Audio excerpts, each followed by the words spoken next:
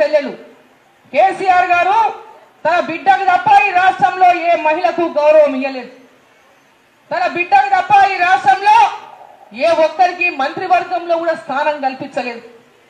అంటే మంత్రివర్గంలో స్థానం పొందడానికి మహిళలకు అర్హత లేదా? ఆ యొక్క సమర్థత లేదా? ఎందుకు ఇవ్వలేదు మహిళలకు? ఈరోజు మహిళల గురించి ఎంత చిన్న చూపుతో మాట్లాడతారు. తెలంగాణ ఇచ్చిన సోనియమ్మ గురించి అసెంబ్లీలో ఏం మాట్లాడిండు కేసీఆర్? అసెంబ్లీలో ఏం మాట్లాడిండు?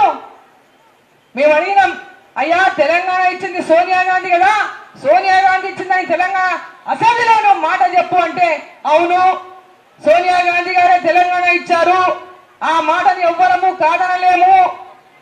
సోనియా గాంధీ గారు అనుకోకుండా తెలంగాణ రాకుండే ఆ ముందందుకే తెలంగాణ వచ్చింది, అది తప్పకుండా ఎవరమైనా చెప్పుకోవాల్సిందే, తెలంగాణ వాళ్ళందరూ గుర్తు పెట్టుకోవాల్సిందే. జిస్కా ఖాయా ఉస్కా గాయా అనేటటువంటి మాట కూడా అసెంబ్లీలో చెప్పిన విషయాన్ని మనం అందరం గుర్తు పెట్టుకోవాలని చెప్పి ఈ సందర్భాన్ని తెలియజేస్తా ఉన్నాం. మరి జిస్కా ఖాయా ఉస్కా గాయా అన్నావు, తెలంగాణ సోనియా గాంధీ ఇచ్చిందన్నావు.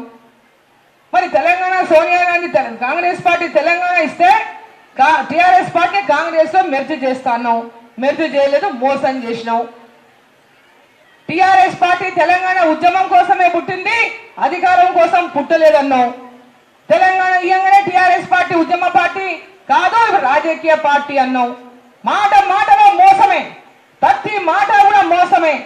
తెలంగాణ ప్రజలకు ఇచ్చిన ప్రతి మాటను కూడా మోసం చేసుకుంటూ పోయినటువంటి కేసీఆర్ మరి ఆయన కొడుకు ఏమన్నారు? సోనియా గాంధీని అడ్డం వచ్చినట్లు మాట్లాడిండు. ఆ కేటీఆర్ ఏమంటాడు? ఆ బొమ్మ సోనియమ్మ బొమ్మ, అమ్మనా బొమ్మనా అనే మాట మాట్లాడతాడు. ఆ అర్హత కేటీఆర్ కుందా? ఆ స్తోమత సోనియా గాంధీ గారి పేరు మీద ఈరోజు ఆ కుర్చీలో మీరు కూర్చున్నారే, సోనియా గాంధీ గారు తెలంగాణ ఇచ్చినాక మీరందరూ కుటుంబ సమేతంగా పోయి కాళ్లకు దండాలు పెట్టి వచ్చిండ్రే, ఆ విషయాలన్నీ మీరు మర్చిపోయినరా? అంటే రాజకీయాల కోసం, ఓట్ల కోసం ఏ గడ్డైనా మేము తినడానికి సిద్ధంగా ఉన్నామని టిఆర్ఎస్ పార్టీ చెప్తున్న విషయాన్ని మహిళా మనులందరూ, అక్క చెల్లెళ్ళు అందరం మనం గుర్తించాలి. ఈరోజు తెలంగాణ గౌరవం కాపాడుకోవాలి, తెలంగాణ గౌరవాన్ని మనం భారతదేశంలో నిలబెట్టాలంటే కాంగ్రెస్ పార్టీని ఇక్కడ గెలిపించాల్సినటువంటి అవసరం ఉందని చెప్పి మీకు ఈ సందర్భంగా తెలియజేస్తా ఉన్నాం. ఇక నిన్నగాక మొన్న మా దగ్గర పెద్ద సభ జరిగింది. సభలో టిఆర్ఎస్ పార్టీని విమర్శిస్తే ఆ విమర్శల పాపం ఆయన తీసుకోలేడు.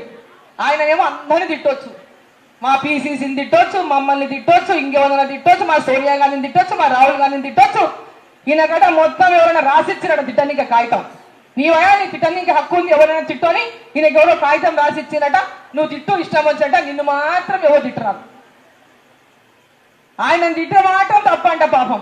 ఆయన తిడితే ముఖ్యమంత్రి తిడతారయా అని పిసిసి ప్రెసిడెంట్ అడుగుతాడు. అంటే ఒక పిసిసి అధ్యక్షుడిని మరి నీవైతే నోటుకొచ్చట కూయొచ్చా?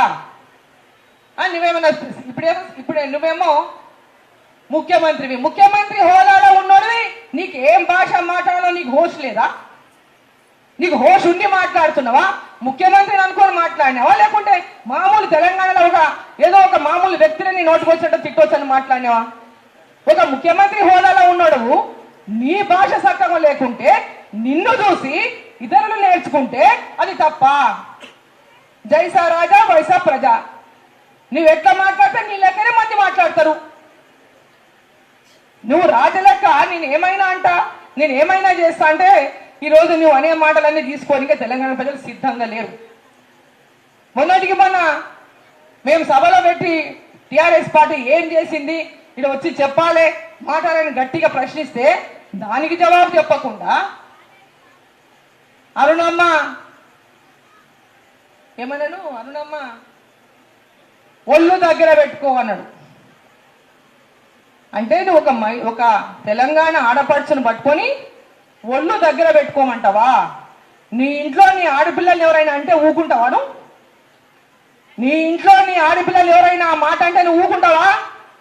తెలంగాణ మహిళలు ఈరోజు కేసీఆర్ కు తెలంగాణ మహిళలను గౌరవించలేని ఒక ముఖ్యమంత్రి, ఆపద్ధర్మ ముఖ్యమంత్రిగా ఉన్నావు, మహిళలను గౌరవించలేనటువంటి వాడు రేపు ఓటు అడిగే హక్కు ఉందా? మళ్ళీ ముఖ్యమంత్రి కోసం ఆరాటపడేటటువంటి అవసరం ఉందా? అటువంటి వాని గెలిపించాల్సినటువంటి అవసరం ఉందా అని ప్రతి ఒక్కరు కూడా ఆలోచించాల్సినటువంటి అవసరం ఉంది. ఒక శాసనసభ్యులమైనటువంటి మాకే ఈ రాష్ట్రంలో గౌరవం దక్కకుంటే మామూలు స్త్రీల యొక్క పరిస్థితి ఏంది ఒక్కసారి ఆలోచించాల్సినటువంటి అవసరం ఉంది. బండారం బయట పెడతారట. ఏం బండారమైనా బయట పెట్టేది నువ్వు? ఏందా బండారం నువ్వు బయట పెట్టేది? ఏందా బండారం అంటే ఏదో చెప్పుగా బండారం ఏందో మాకు చెప్పరాదు. ఆడే బయట పెట్టనుంటివి ఎవడో నాపిండా నేను?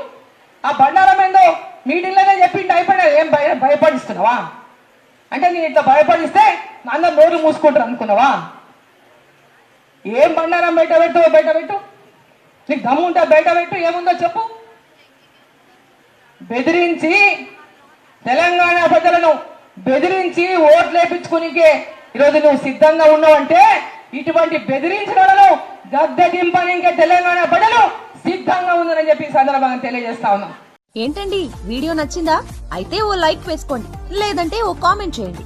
ఎప్పటికప్పుడు మా వీడియోస్ చూడాలంటే సబ్స్క్రైబ్ చేసుకోండి.